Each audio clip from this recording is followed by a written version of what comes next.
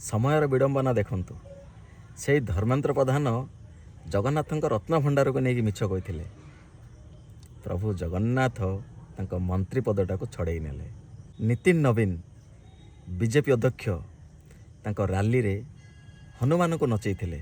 ପ୍ରଭୁ ହନୁମାନ ନିତିନ ନବୀନଙ୍କ ଗର୍ଭ ଭାଙ୍ଗି ଦେଇ ବିହାର ବାଙ୍କିପୁର ବିଜେପିର ଗଡ଼ ଥିଲା ତାକୁ ଛଡ଼େଇ ନେଲେ।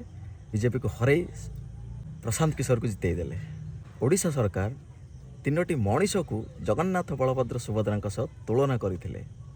ଦେଖିବାକୁ ବାକି ରହିଲା ଓଡ଼ିଶା ସରକାରଙ୍କ ଠାରୁ ପ୍ରଭୁ ଜଗନ୍ନାଥ ସରକାର ଛଡ଼େଇ ନେଉଛନ୍ତି। କେନ୍ଦ୍ର ସରକାର ରାମକୁ ଆଣି ବସେଇଲେ, ସେଇ ରାମ ମନ୍ଦିରରୁ 200 କୋଟି ଚୋରି କରିନେଲେ।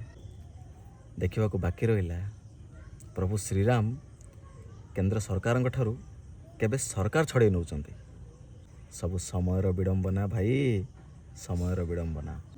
ରହିଲି, ଜୟ ଜଗନ୍ନାଥ। ଭଲ ଲାଗିଲେ ସେୟାର କରିଦେବେ।